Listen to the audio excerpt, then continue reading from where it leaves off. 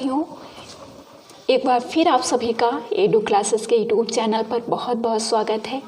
साथियों, हम पढ़ने जा रहे हैं आगामी TGT, PGT, UGC net, LT grade, DSSB जैसी तमाम हिंदी परीक्षाओं हेतु हिंदी निबंध विधा से महत्वपूर्ण प्रश्न जो रहने वाले हैं व्याख्यात्मक, और मुझे पूरा विश्वास है कि जो भी प्रश्न बनेंगे इस क्लास से बनेंगे। तो चलिए बहुत ही ध्यान से क्लास को सुनिएगा और मुझे बताइएगा कि आपको ये क्लास कैसी लगी। मुझे पूरा विश्वास है कि जो भी प्रश्न बनेंगे हिंदी निबंध से वो यहीं से बनेंगे, और ऐसे ही अन्य क्लासेस भी आपको इस चैनल पर मिलने वाली हैं। तो बने रहिए आप लोग हमारे साथ।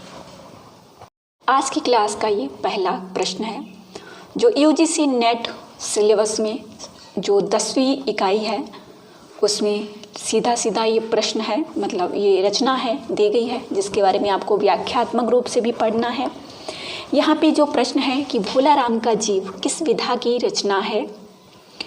ऑप्शन है निबंध, रेखाचित्र, संस्मरण, व्यंग्य। तो जब हमने निबंध विधा ली है तो स्वाभाविक है कि इसमें निबंध ही होगा, और यह एक व्यंग्यात्मक निबंध है। इसके माध्यम से जो है प्रशासन पर व्यंग किया गया है। किसके माध्यम से किया गया है हम जानेंगे इस क्लास में। भोलाराम का जीव जो है एक निबंध है। व्याख्या हम देखते हैं इसकी। भोलाराम के जीव व्यंग्यात्मक निबंध विधा की रचना है। इसके रचनाकार हरिशंकर परसाई जी हैं। हरिशंकर परसाई द्वारा रचित अन्य व्यंग्यात्मक निबंध संग्रह हैं पगडंडियों का जमाना, जैसे उनके दिन फिरे, सदाचार की तावीज, शिकायत मुझे भी है, विकलांग श्रद्धा का दौर।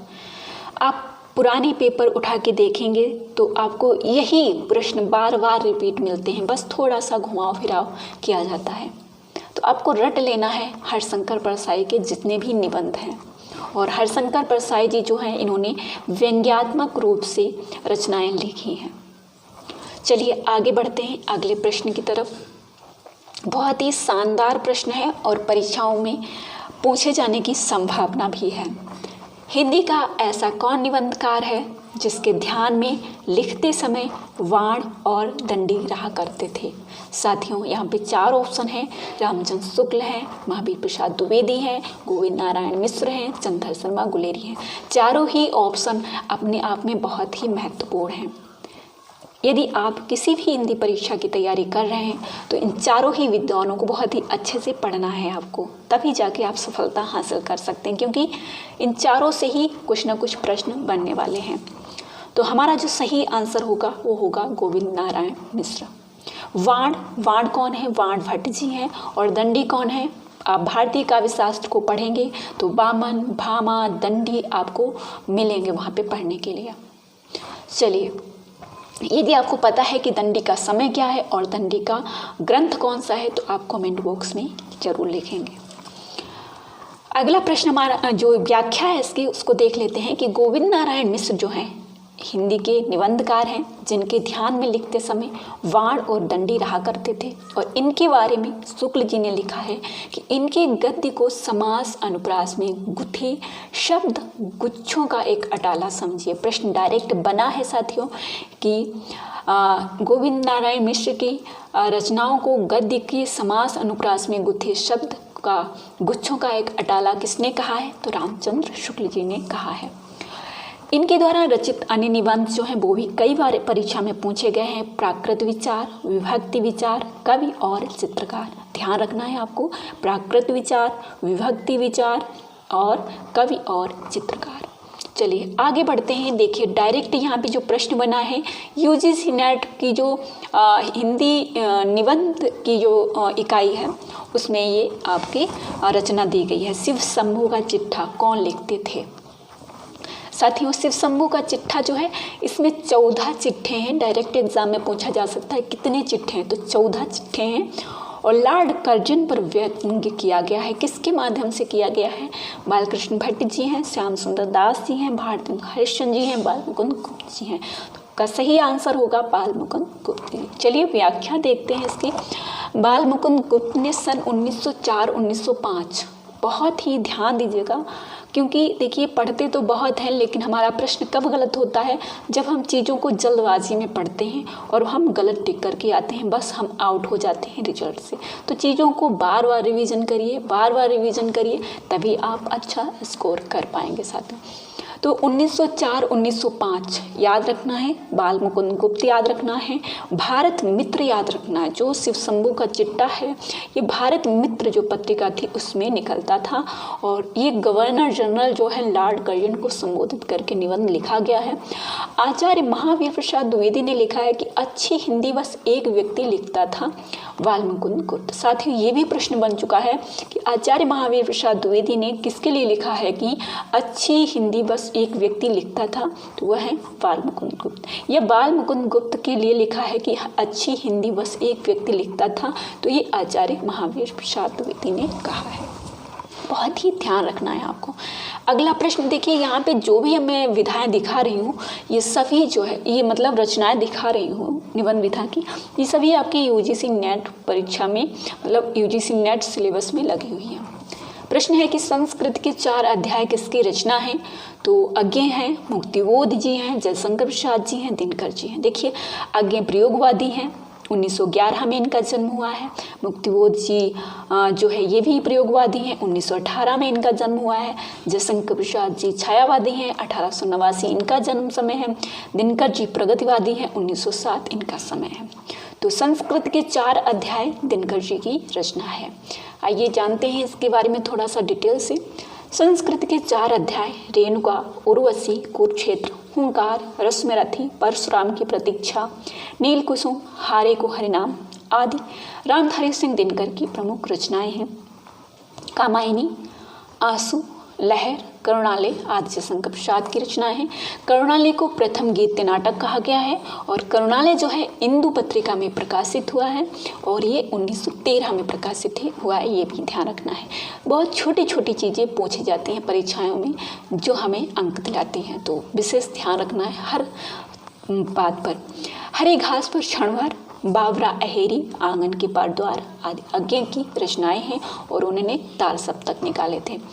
ब्रह्म राक्षस, चांद का मुंह टेढ़ा आदि मुक्तिबोध की कृतियां हैं। चांद का मुंह टेढ़ा 1964 में ये रचना प्रकाशित हुई थी। अगला प्रश्न हमारा है कि माखनलाल चतुर्वेदी कृत साहित्य देवता की गणना किस गद्य विधा के अंतर आती है। साहित्य देवता जो है माखनलाल चतुर्वेदी की रचना है, और ये किस विधा में है ये पूछा गया है, और ये राजस्थान कॉलेज लेक्चरर भर्ती परीक्षा में प्रश्न पूछा गया है 2014 में। तो साथियों संस्मरण, आत्मकथा, निबंध, रेखा चित्र जो है क्या है, तो ये निबंध है भावात्मक। ये भी प्रश्न बन सकता है कि ये विचारात्मक है, ठीक है, जो शैलियाँ हैं निबंध की उनमें से कौन सी शैली है, तो ये भावात्मक निबंध है साहित्य देवता माखनलाल चतुर्वेदी जी का। अच्छा, चतुर्वेदी जी को क्या उपनाम दिया गया है, यदि आपको पता है तो कमेंट बॉक्स में लिख सकते हैं। चलिए यहाँ पे देखेंगे कि माखनलाल चतुर्वेदी कृत साहित्य देवता की गणना निबंध भावात्मक गतिविधा के अंतर्गत होती है, और साहित्य देवता समय के पाँव, अमीर इरादे, गरीब इरादे माखनलाल चतुर्वेदी की गद्यात्मक कृतियाँ हैं। माखनलाल चतुर्वेदी को एक भारतीय आत्मा उपनाम से भी जाना जाता है। जो अभी मैंने आपसे प्रश्न किया था उसका आंसर आपको यहाँ पे मिल गया है। अगला प्रश्न है कि हिंदी नई चाल में ढली। हिंदी नई चाल में ढली कब? 1873 में। डायरेक्ट प्रश्न बन सकता है, कब ढली? भारत हिंदू की यह पंक्ति किस पुस्तक से ली गई है? देखिए कितना शानदार प्रश्न है। भारत दुर्दशा, अंधेर नगरी, कालचक्र, वासा, दर्पण। तो साथियों यूपी पीजीटी 2013 में ये प्रश्न बना है कि हिंदी नई चाल में ढली। ये भारत हिंदू की ये पंक्ति जो है कालचक्र इनकी पत्रिका जो थी उसमें 1873 में प्रकाशित हुई थी।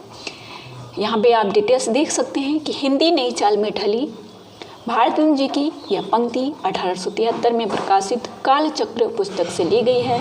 इन्होंने नारद भक्ति सूत्र का तदीय सर्वस्व एवं सांडिल्य भक्ति सूत्र का भक्ति सूत्र वैजयंती शीर्षक से अनुवाद किया है। यहाँ पे प्रश्न फिर से पूछा गया है, रिपीट हुआ है। देखिए प्रश्न कैसे रिपीट होते हैं। हिंदी नई चाल में ढली यह कथन किसका है? तो अभी हम पढ़ चुके हैं, लेकिन यहाँ पे देखने वाली बात है कि ये देखिए कितनी परीक्षाओं में कई बार पूछा जा चुका प्रश्न है। तो ये सभी परीक्षाओं सभी आयोगों का बहुत ही लकी प्रश्न है और आपका भी लक बना सकता है। तो यहाँ पे आप देखेंगे कि इन्होंने 70 रचनाएं लगभग लिखी हैं भारतेंदु हरिश्चंद्र जी ने। इनकी प्रमुख रचनाएं हैं भक्ति सर्वस्व, प्रेम मालिका, कार्तिक स्नान, बैसाख महात्म्य, प्रेम सरोवर और प्रेम माधुरी। आज मैं जो है ये क्लास रिकॉर्ड कर रही हूँ। आज है कार्तिक पूर्णिमा, शरद पूर्णिमा की आप सभी को ढेर सारी शुभकामनाएं। अपने जीवन को मंगलमय करें। तो चलिए, भारतेंदु के अनुसार हिंदी नई चाल में कब ढली? तो अभी हम बात कर ही चुके हैं 1873 में कालचक्र पत्रिका में। देखिए साथियों, जब हम ऐसे प्रश्न तैयार करते हैं तो यहाँ आप बार बार जब रिवीजन कर रहे हैं, कुछ साथी कहेंगे कि मैम ऐसे तो बार बार रिवीजन मतलब बार बार रिपीट हो रहे हैं प्रश्न, ये हमारे लिए बहुत ही अच्छा है। ऐसी पुस्तकें हमारे लिए बहुत ही उपयोगी होती हैं, क्योंकि इससे क्या होता है, हमारा रिविज़न हो जाता है और चीज़ें हमें याद हो जाती हैं। चलिए, अगला प्रश्न जो है, निबंध या निबंध काव्य कौन नहीं है? विनय पत्रिका, प्रलय की छाया, शिवाजी को पत्र, राम की शक्ति पूजा। मतलब निबंध या काव्य कौन नहीं है? तो विनय पत्रिका जो है, निबंध या निबंध काव्य कौन नहीं है? तो यहाँ पे विनय पत्रिका होगी तुलसीदास जी की।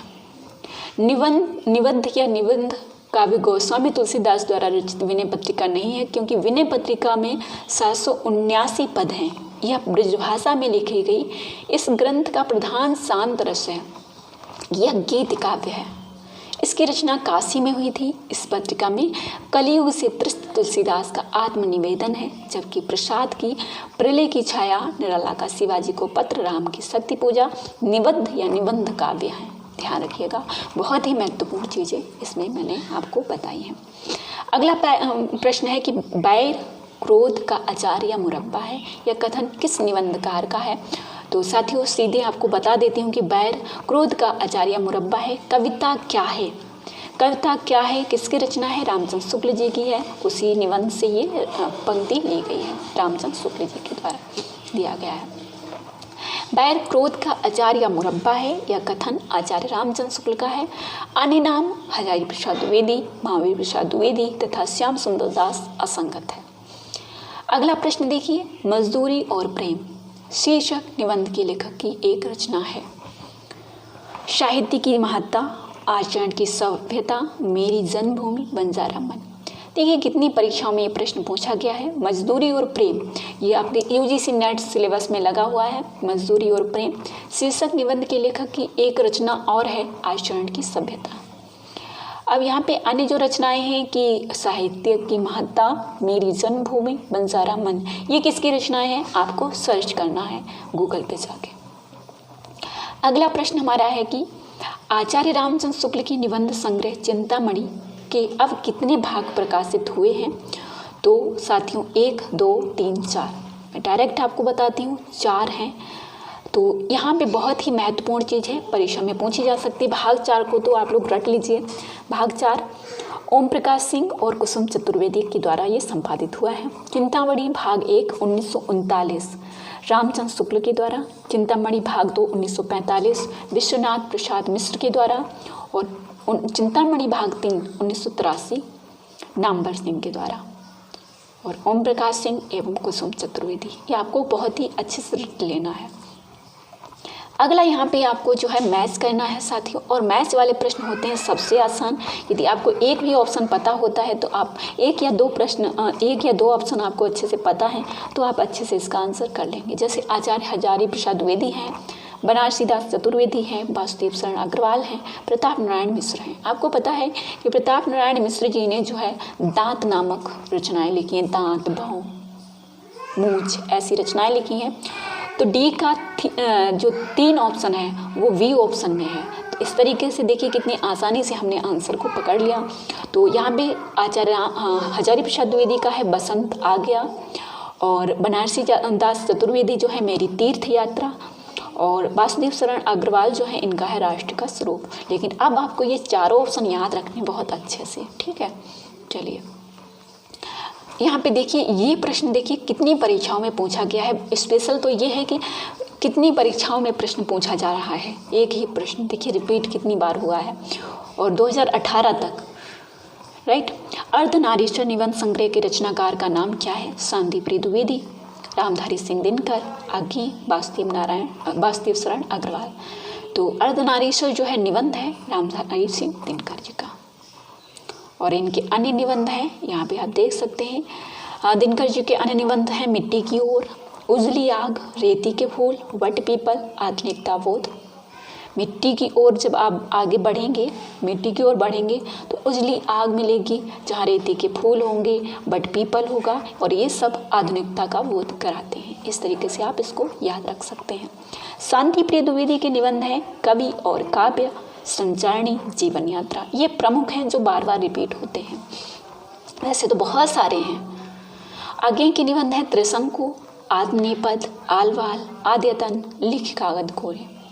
तो इनको भी याद कर लेंगे, तभी यदि अन्य आ जाएंगे क्रम से तो भी आप सही कर लेंगे। वासुदेव शरण का है पृथ्वीपुत्र, मातृभूमि, वैद विद्या। ओके, ये बीच में कट गया है। चलिए अगला प्रश्न फिर से मैच करने के लिए आया है और मुझे उम्मीद है कि आप लोग इसका आंसर सही कर लेंगे। और ये भी जीआईसी प्रयोक्ता परीक्षा में 2017 में पूछा गया है। जैसे मैंने सिल पहुंचाई, सुनो भाई साधो, शिखरों के सेतु रस आंखें तक। और मुझे पता है कि मेरे बहुत सारे भाई बहन होंगे जिनको ये आंसर बहुत अच्छे से पता होगा। हरिशंकर परसाई जी हैं, सुप्रसाद सिंह जी हैं, कुबेरनाथ राय हैं, विद्यानिवास मिश्र हैं। जो भी हिंदी साहित्य पढ़ने वाले विद्यार्थी हैं उन्होंने हरिशंकर परसाई को पढ़ा ही होगा, कुबेरनाथ राय को पढ़ा ही होगा, विद्यानिवास मिश्र जी को पढ़ा ही होगा। तो रस आखेटक जो है कुबेरनाथ राय जी का है। तो डी का 3 ऑप्शन, 2 ऑप्शन में है, 2 ऑप्शन कट जाते हैं, फर्स्ट और फोर्थ जो है कट जाता है, ए और डी कट गया, 2 ऑप्शन बचे हैं आपके पास। मैंने सिल पहुंचाई, ये विद्यानिवास मिश्र का है, तो ए का 4 और डी का 3, बी ऑप्शन में है। देखिए कितनी आसानी से इसका आंसर निकाल लिया। सुनो भाई साधो हरिशंकर परसाई का है। शिखरों के सेतु, शिखरों के सेतु शिव प्रसाद। देखिए यहाँ भी सा है, यहाँ भी सा है, और सा सलजम वाला है। ठीक है, इस तरीके से आपको याद रखना है। देखिए शिखरों के सेतु शिव प्रसाद है ना, इस तरीके से आप याद रख सकते हैं। ये कुछ चीज़ों में मैच करता है, सभी में नहीं चलता है साथियों। चलिए अगला प्रश्न देखिए, बहुत ही शानदार है। मध्यकालीन धर्म साधना किसका निबंध है? रामचंद्र शुक्ल जी हैं, महादेव वर्मा जी हैं, हजारी प्रसाद द्विवेदी जी हैं, विश्वनाथ प्रसाद मिश्र जी हैं। तो ये हजारी प्रसाद द्विवेदी जी का है, मध्यकालीन धर्म साधना। ठीक है, हजारी प्रसाद द्विवेदी जी का निबंध है। इनके अन्य हैं अशोक के फूल, नाखून क्यों बढ़ते हैं, कुटज। साथियों मैं आपको बता दूं, मैं कमेंट्री बॉक्स में अधिकतर प्रश्न डालती रहती हूं और इस समय मैं रोज़ ही डाल रही हूं और बहुत ही शानदार प्रश्न डालती हूं जो आपकी परीक्षाओं में पूछे जा सकते हैं, जो रचनाएँ हैं जो आपको याद नहीं होती। और जब आप एक रचना पढ़ते हैं, कई रचनाएँ जब पढ़ते हैं तो वो याद नहीं रहती, लेकिन एक रचना जब पढ़ते हैं तो वो याद रहती है साथियों।